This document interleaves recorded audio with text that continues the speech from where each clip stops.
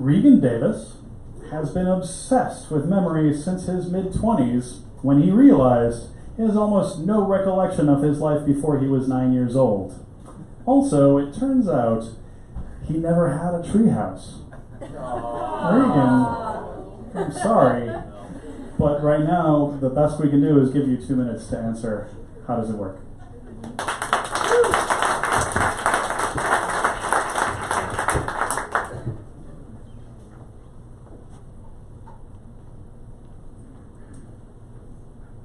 People assume that memory is like a tape recorder, replaying a perfect replica of your family movies.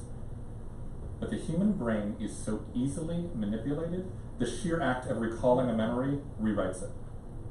There is this window of time directly after recall when the brain is actively searching for new information to overwrite the memory, discarding the original like that first mom on Fresh Prince and hoping you won't notice.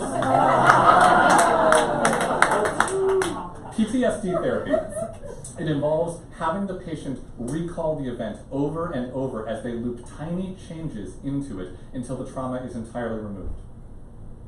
Eyewitness testimony cannot be trusted because prepping the witness destroys the memory itself. The only perfect memory is the one that isn't recalled. To share a memory is to sacrifice it. This is my sacrifice to you. My nephew Xavier died last year. He was 6 months old. And I had to tell my 4-year-old son, Frankie. We sat down and we read a book about how the body works. And I explained that Xavier's body stopped working. Frankie asked me if Xavier died a little bit. And I said yes. And we both cried.